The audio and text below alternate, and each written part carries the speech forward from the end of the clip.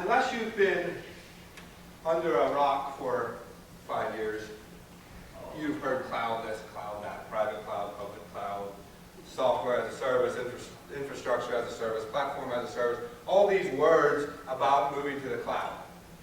And you know, the other day I heard somebody talking about a service they were going to sell as a service, which I was thinking, how do you not sell that as a service?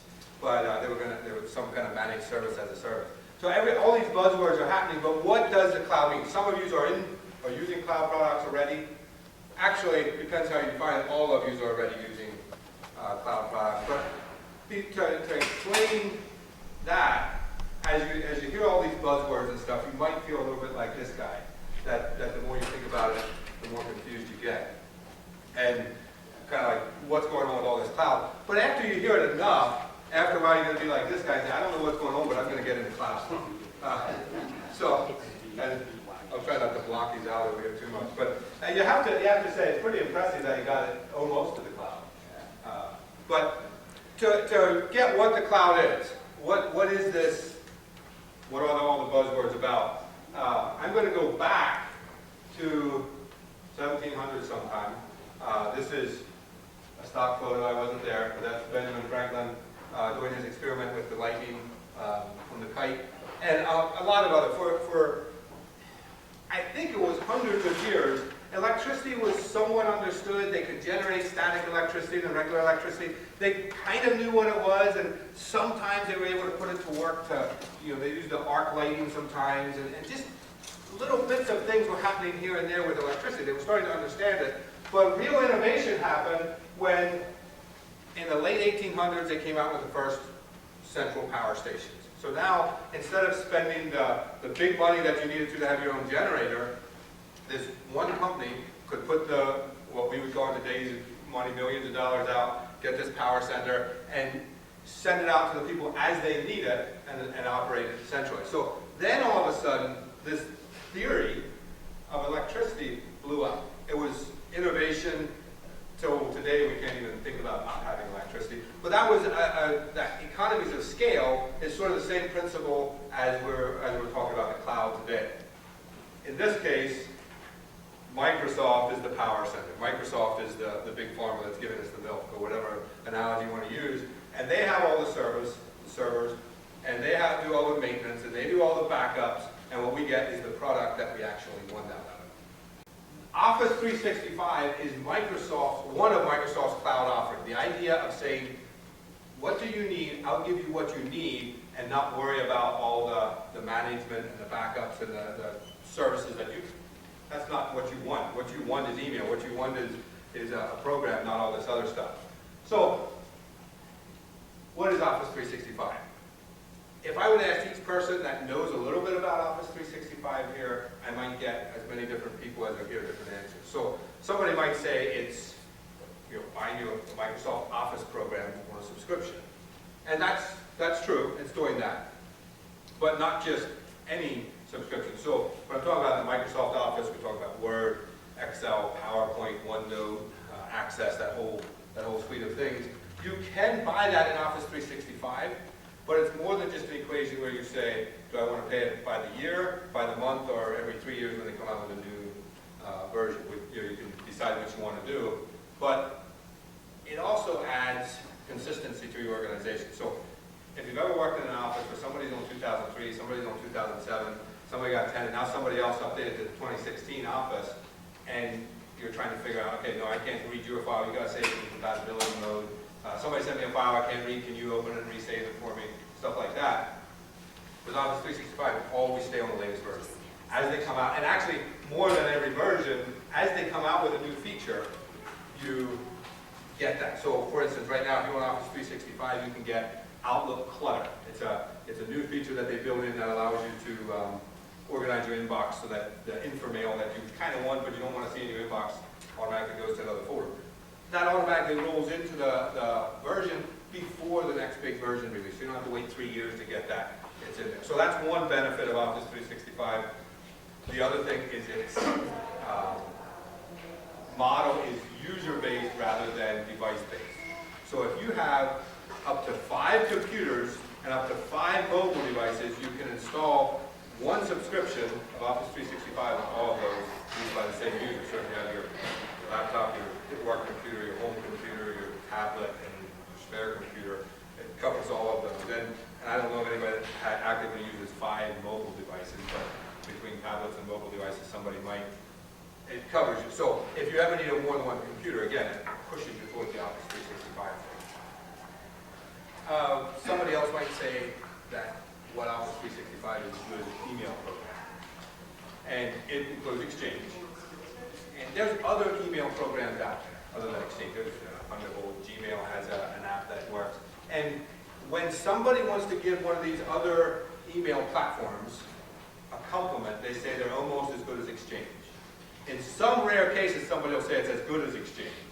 But Exchange is kind of the trendsetter. It's the one that is the bar to reach.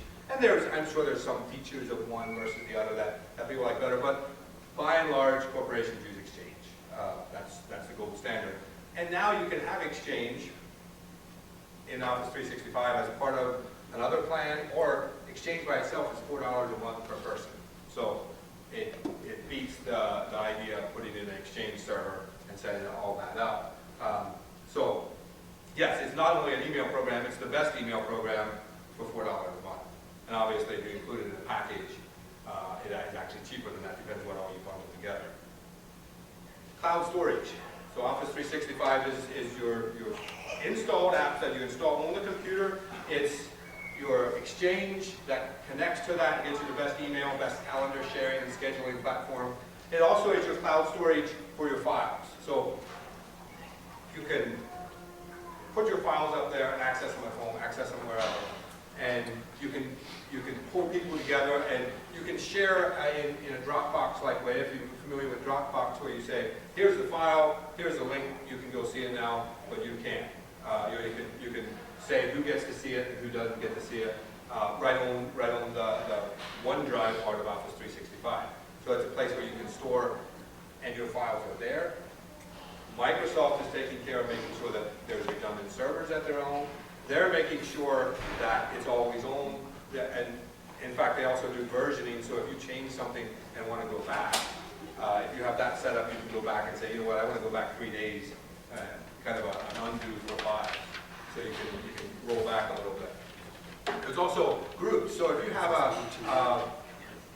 let's say you have a $2 million electrical processor going, and somebody's going to go out and sell it, and he's going to grab his tablet, he's going to take notes, take pictures, whatever, and save that in OneNote and email somebody and say, here's where the notes are. They log in and get that, and you can include everybody in groups there. If you're just part of this, we're going to have these 10 people, put them in this group, and they can have access to all those files, all those notes, all the contracts that come up, and the progress reports and stuff like that, all wherever they are, whatever their office is, all in that group. So it's using SharePoint for you. Those of you who are familiar with SharePoint, it used to be a big, heavy server setup and lots of time. This is using SharePoint in the cloud. BI, business intelligence, is something that's also part of Office 365. Depends what you get, that you throw your information in. It gives you graphs and insights and stuff about how different bits of information are connected and how you can use them. And there's also sales tools like Sway, PowerPoint, which we're using here. And there's a lot of other things. There's a home page that you can come up to. Yammer, I'm not going to go through all of them. I think you get the idea. Office 365 is a stack of all the enterprise things that Microsoft gives. So you have the email, the apps that you install on your computer, all the services that they came out, PowerPoint, and I'm not talking about it much because Ken's going to handle that in a few minutes, but it's going to be your phone system and the best communication app that is out there with Skype for Business.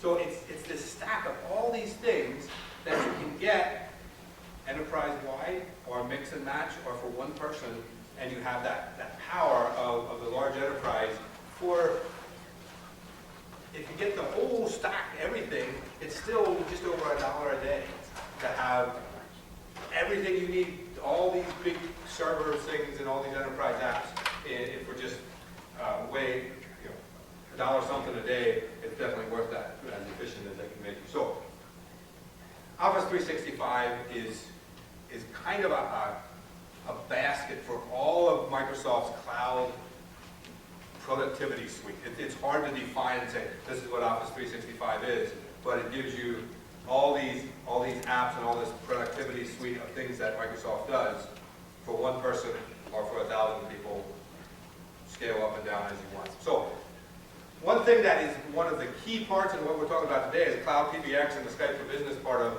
Office 365, which is a whole area that makes sure that it's support by itself. But I'm going to turn it over to Ken to grab that. I'm going to dig into a few specific services of Office 365 and their communications end of it, namely Cloud PBX and Skype for Business, and Cloud PBX with PSTN calling. So what is Cloud PBX? Cloud PBX is actually an add-on for Skype for Business that enables Skype for Business to replace your current PBX or phone system. Previously, to have this functionality, you're looking at getting a Skype for Business on-site server, thousands of dollars. Usually they're the people that have that, large enterprises with hundreds of thousands of users. And so it wasn't available for the small business. Now with Cloud PBX, we can replace that massive stack of servers, and everything is in Microsoft's cloud. And with everything being in Microsoft's cloud, we get all the benefits of the cloud, like Wendell mentioned there. So with Skype for Business and Cloud PBX, you can replace a lot of your current existing infrastructure. You replace your current on-premise PBX phone system. You replace if you get the PSTN calling add-on, you can replace your current telephone service provider, Windstream or Comcast, or whatever else is in this area. You replace your meeting broadcast services, conferencing services or conference bridges, and you replace any instant messaging platform because Skype for Business instant messaging is the most powerful full-featured instant messaging available today. So conferencing in the past involved up to 3 different vendors, organizations, managing audio, video, and web conferencing can be all different vendors. So when you're joining a meeting, it's connecting a bunch of things in the back end, and you can creates a whole host of problems sometimes, and joining meetings can be a real struggle. And the quality is just not there. With Office 365 and Skype for Business, PSTN conferencing, if you don't have the PSTN part, you still get your internal meetings and video and rich, high-quality content. Add PSTN conferencing to that replaces your conferencing bridges, and you have the ability to call in from the outside world into your meetings. It also gives you local numbers, currently in 60 countries, that you can call into your meetings on a local number in that country without using long-distance calling. And that's soon going to be up to 100 countries. And joining meetings is so easy that anyone can do it. With enough practice, I think that monkey is learned. So a few key features. Skype meeting broadcast. This is powerful because it can broadcast to a large audience, broadcast to a few people, or up to 10,000. One key feature or kind of cool feature that just got released yesterday, I don't have it in here, but at Microsoft's keynote yesterday, they released the ability, it's coming, the ability to live translate using broadcast. So live translates to 4 languages. That's going to be added shortly, and it also live transcribes. So as you're broadcasting that meeting, it live transcribes that meeting in up to 4 different languages. PSTN conferencing, mentioned that earlier, it really ties into your internal conferencing with the outside phone numbers from around the world. Cloud PBX add-on for Skype for Business. This replaces your phone system. It gives Skype for Business the ability to make, receive, transfer, manage your call flows within your organization. And with Cloud PBX, there's hybrid scenarios where you can still use your on-premise phone lines and phone PSTN connections.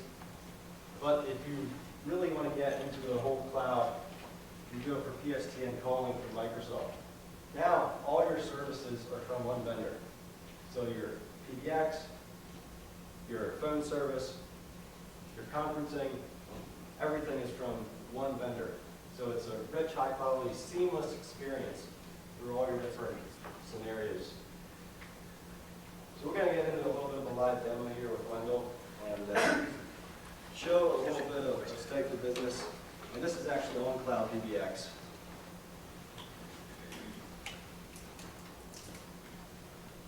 So one of the powerful things with Skype for Business is presence. So we can see that Wendell is demo 002 today, and we can see that he's available. So I can just click on him and get instant messaging. And I can just quickly send him a message. And see if he's available for a call. And he said sure. So we can quickly bump this up to a call.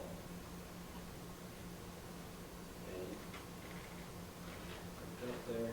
Yep. And so, yeah. So now we're in a call. Just a click of a button, first instant messaging, now we just quickly up that to a call. And we can still send messages if we need to send him a link or something. And now he's working on an inventory project, and I'd like to see that project he's working on. So Wendell, can you show me that project that you're working on there? And he just shared that content, and I can accept that meeting content. And in a second, it connects the screen, and we have the ability to see exactly what he's working on. And we can actually hit request control and take control over that screen with another click of the button. Request control, he just hits accept, and I can work on that with him. And we're still on a call, and we still send messages to each other. And there he just sent the control, and I can manipulate this. So yeah, so that's powerful for collaboration. So that can be within your organization or anywhere in the world that you're online. I'm just going to drop this call here. We're going to get a little different scenario where I'm just going to call Wendell again. And so we're discussing something, and someone else needs to be put on this call. I can just grab CJ over there. Shows he's available, so I see he's available. I can just grab that, drag him right into this call, and now we're in a conference. And he can just pick up, and we've got all three people in a conference call. And then we can also add video to this call if we'd like, and have everyone on video call. So that's a little bit of the key powerful features here. And if you want to see more of this, we'll have our computer set up afterwards, and we can dig into a lot more of what Skype for Business and Cloud PBX can do for your organization.